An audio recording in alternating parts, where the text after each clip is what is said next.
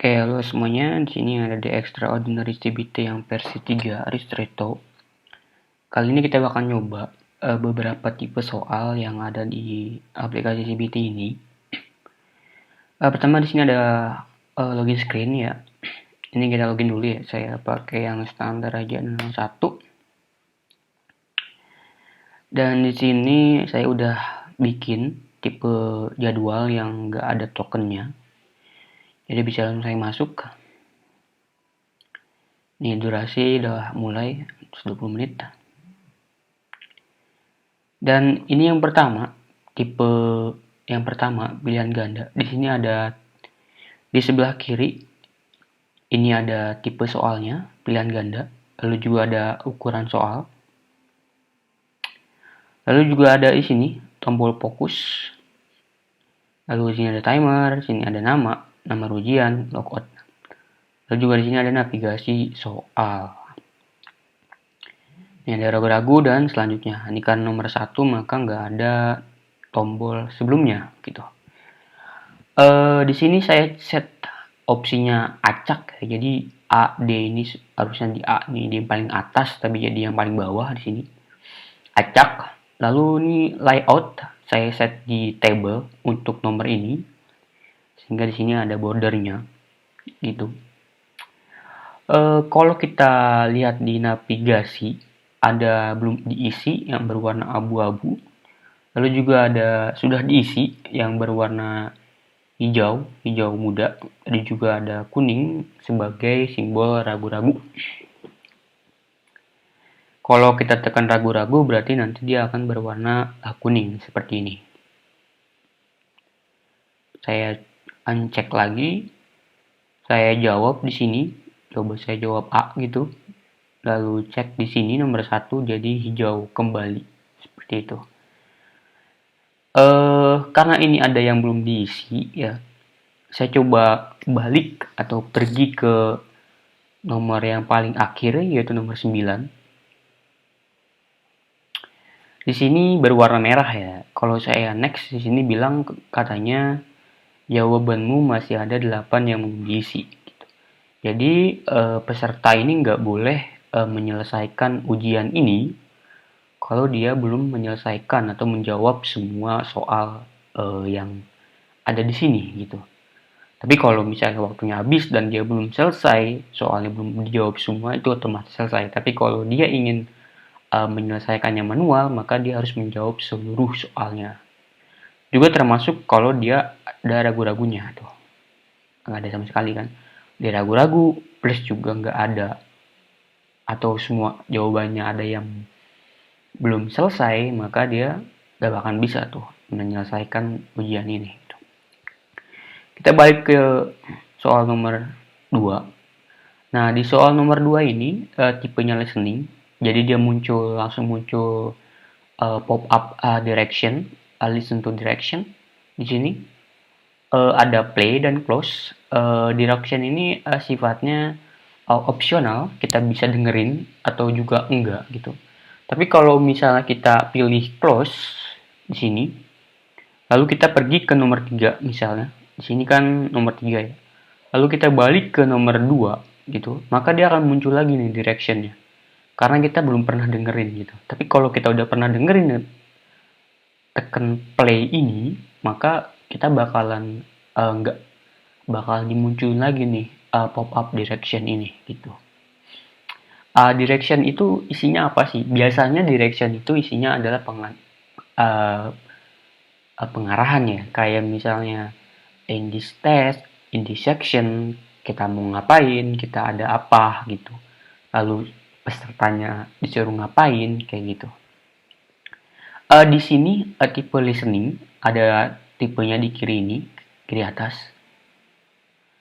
Karena ini tipenya listening, saya pastikan ini nggak akan diacak. Meskipun kita tadi settingnya opsi diacak, tapi karena ini listening maka dia nggak akan diacak gitu. Karena ini berhubungan dengan audio biasanya. Lalu saya jawab aja di sini A. Lalu selanjutnya di sini ada tipe Yang ketiga, yaitu pilihan ganda kompleks. Yang mana kalau misalnya pilihan ganda biasa, itu tipenya pakai radio, ini tipenya adalah checkbox. Nah, checkbox ini kita bisa multi jawaban gitu. Ini jawabannya A dan B gitu. Sehingga di sini akan menjadi warna hijau. Nah, warna hijau ini bukan berarti dia berada di dalam kondisi terisi ya, tapi berada di kondisi dia pernah mengubah jawabannya gitu. Jadi kalaupun saya kosongin di sini, maka dia tetap berwarna hijau di sini, nomor 3 ini. Kenapa? Karena memang jawabannya sudah pernah diubah sebelumnya, seperti itu. Saya jawab A dan B di sini. Lalu tipe soal yang selanjutnya yang keempat, ini adalah menjodohkan bagian kiri dan kanan. Di sini kebalikan daripada listening, opsi di dalam menjodohkan ini sudah dipastikan akan acak. Meskipun kita settingnya tidak acak opsinya, maka dia akan otomatis mengacak gitu. Kenapa? Karena memang ini dia nggak boleh berurutan ya, karena ini jawabannya berurutan gitu. Maka ini saya coba yang A ke A gitu, yang B juga ke B, lalu C ini ke C, ini D ke D, B ke B, A ke A, C E ke E.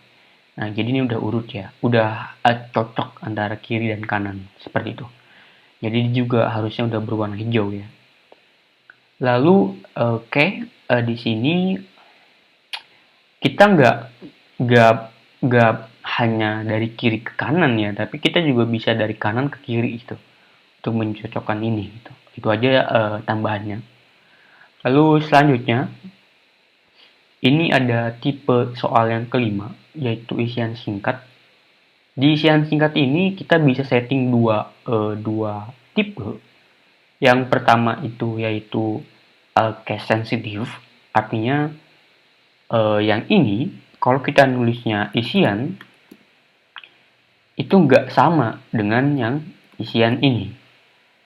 Begitu juga yang isian ini karena huruf I-nya besar berbeda dengan yang ini.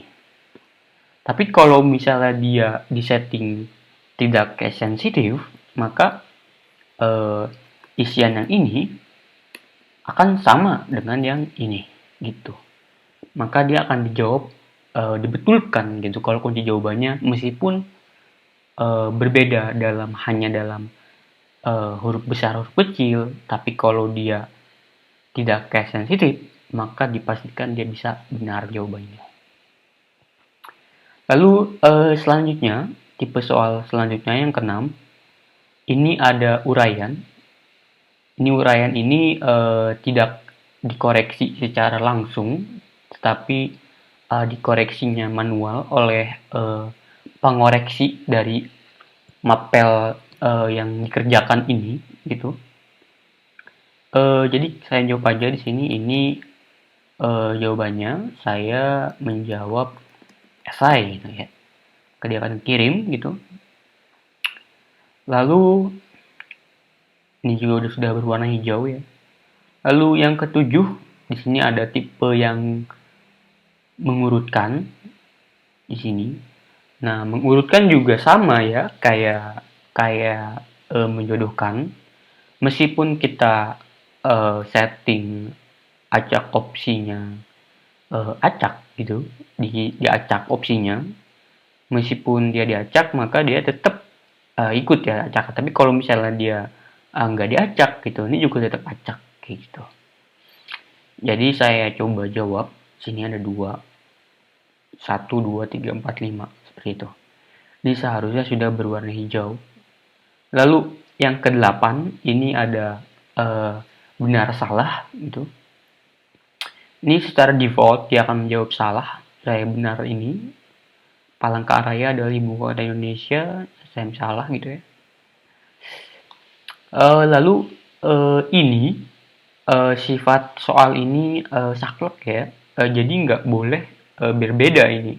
Kalau ini meskipun ini benar yang satu, ini yang kedua salah gitu, maka soal ini seluruhnya akan dianggap salah pengerjaannya. Dan ini kalau misalnya ada 5 yang benar, satu salah, maka tetap dianggap salah. Ini semuanya harus benar, seperti itu. Lalu yang ke-9, tipe soal yang terakhir, ini ada setuju atau tidak setuju. Berbeda dengan benar dan salah, salah dan benar, benar dan salah. Ini setuju dan tidak setuju ini bersifat argumen dan juga opini. Jadi dia bisa benar dan juga bisa salah. Jadi kita nggak berpatokan kepada dia setuju atau tidak setuju, tetapi kita berpatokan kepada argumen. Apakah argumennya dia bisa diterima? Apakah argumennya dia bagus? Atau apakah argumen dia uh, sesuai dengan data gitu misalnya. Jadi kita untuk soal ini nggak dikoreksi secara otomatis oleh komputer kita, tetapi dikoreksi secara manual oleh pengoreksi soal. Pengoreksi mapel. Saya jawab setuju gitu ya. Lalu ini juga saya anggap setuju gitu. Iya, saja.